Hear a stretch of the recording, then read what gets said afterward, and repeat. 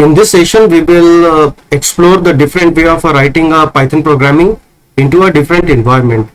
Like we will discuss on how to use a Jupyter notebook, how to use a remote server, and how to use a host machine. But before going into a more detail about that, let's first understand how the systems are working. Like if this is a bare machine, this is a bare machine hardware, and definitely we will talk about the how Docker are working. So if this is a hardware,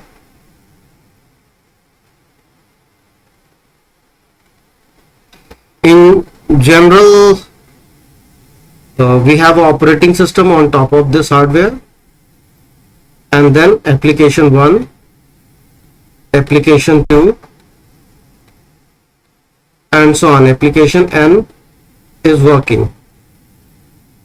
But what happened is, if there are more than one library from a particular vendor are installed on your system. For example, if you are working on a project P1 which is using a version v1.1, whereas in another project you are using a version v1.2, it's quite possible that the version which is installed on your operating system v1 and v2 will create a issue.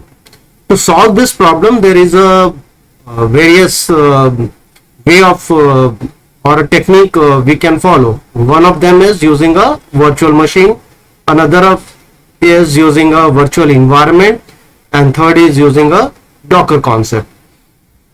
So in a virtual environment, in a virtual machine, what we do is we use a concept of a hypervisor. So this is a hardware, we use hypervisor. On top of the hypervisor, we are installing a operating system 1, operating system 2, and so on. On this, we are using application 1, application 2, and many more.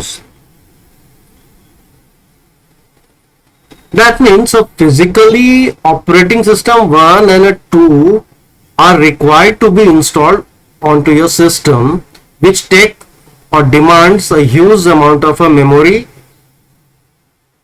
and a resource. Another concept is called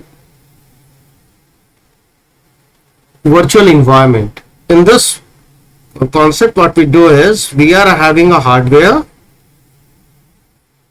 we have one operating system, and depending upon project P1 we will create an environment env1, and for another project we will create, for project 2 we will create an environment env2, and we will install the required packages in their respective environments.